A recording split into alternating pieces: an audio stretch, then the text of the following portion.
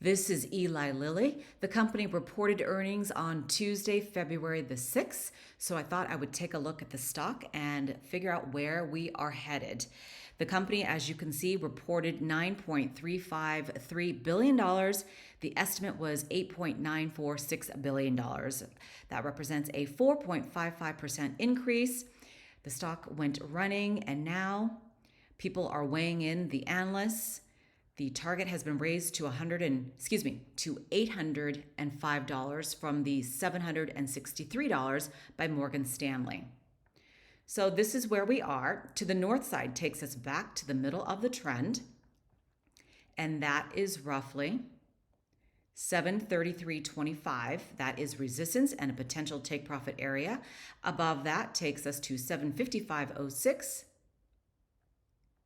765.74, and at 4 standard deviations, which I will not anticipate it getting there on Thursday, that would take us to 776.56. Now, to the south side at support and a potential buy-in area, 711.89, $700.93. $690.48. Now, watch out for the landmine to the south side. That starts at 682.70, and it closes out at roughly 669.45. Note the sell-off here at resistance, the wick all the way up there off of earnings. What goes up must come down, and we did close the gap to the downside at 707.70. Another level of resistance here. Resistance, this gap closed to the downside at roughly 644.78.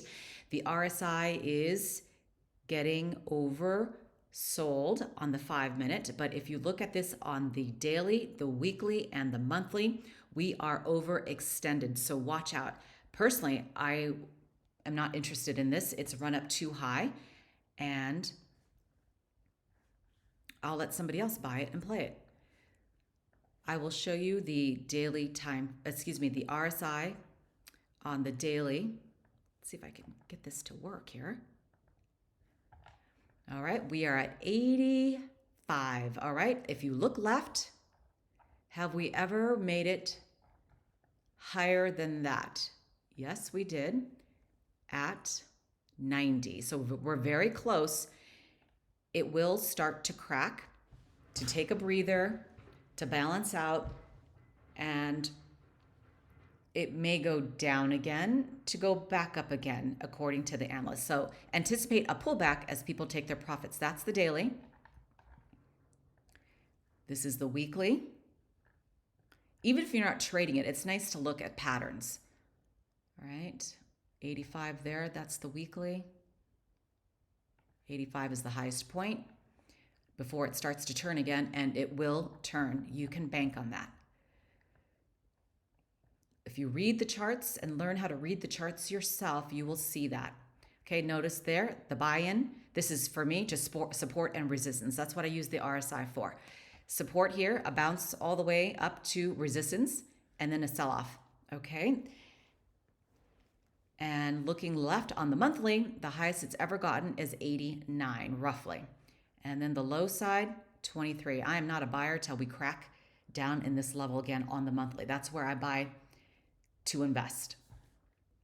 Now I want to show you the daily time frame. All right, I've tracked this in the past, and apparently the last time I looked at it was on the 3rd and the 26th. This is for myself. I don't make videos because no one's interested in watching them, but I do look back at it myself and see where we're gonna go. But when I caught it back in June, it was $452.76. And let's see. I'll give you some levels on the daily, but look at this. Overextended, watch out. And when I talk about different levels, support and resistance levels within the linear, you can put on your Bollinger Bands, your VWAP, your trend lines, but this is a smaller linear within the larger linear. I don't necessarily use it, but I thought I would include it for you so that you can kind of see smaller plays within the larger play.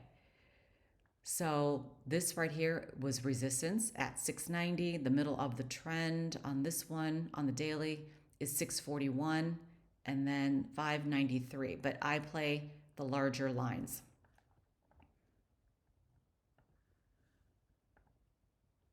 Yeah, the linear starts looking wonky, so I'm not even going to show you that. But yeah, that looks a little too wonky for my tastes using the linear. You have to remove it. All right, I guess the last time I looked at this was when it was $617.70, and we moved up. Didn't make it up to the resistance level here or on this level, but we did move up, and we were grinding along the middle of the trend, which price always does until it decides to rip to the north side or tank to the south side. All right, that's a look at Eli Lilly. And let's take a look at, oh no, the QQ, the triple Qs. How about that? The triple Qs.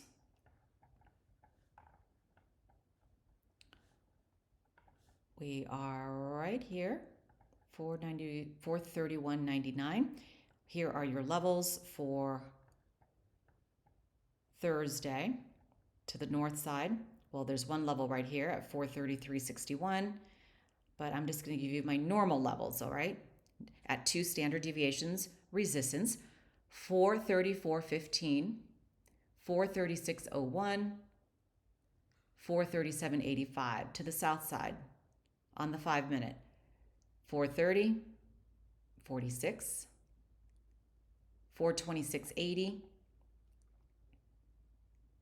424.95, 423.14. Let's look at SPY because SPY made all new all-time highs.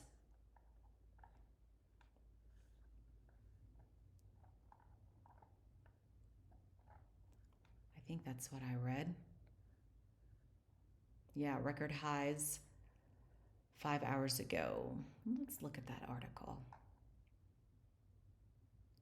Climbing on optimism that a solid U.S. economy will continue to fuel corporate earnings. That's unfortunate that the Biden administration is trying to shore up the economy because it's an election year. We need this to happen outside of an election year where people feel good and not upset about Bidenomics, inflation. Everywhere I go to the grocery store, everything is just out of control and people are tired of it. All right, let's get back to the stock market on SPY. All right, here are your targets for Thursday. To the north side, 499.98, 501.65, 503.30, 496.61, 493.29, 491.70, and 489.99. I will not be in this trade unless we are down back to earth along these levels. But I always like to look at the daily, the weekly, and the monthly especially for investing. Watch out for this landmine to the south side. We gapped up. What goes up must come down. And it will, if only to rebalance and then go back up again. But that's what makes a good swing trade. Wait for your opportunities. So if there's a gap here, this will take it down to, oh, I'm sorry, I gotta kill this little bug. I have a lot of plants in my house, so I get little gnats.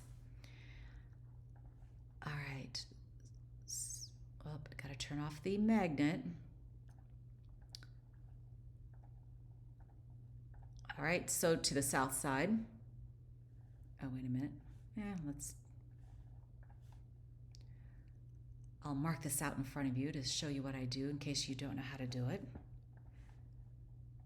I like to put the price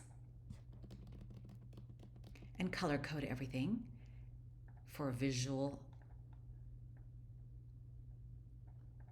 effects here. I know exactly what's happening. All right, so to the south side, middle of the trend, 496.64, this gap at 495.95. It will take us to the south side, closes out at 494.02, 493.29, 491.65, 489.99.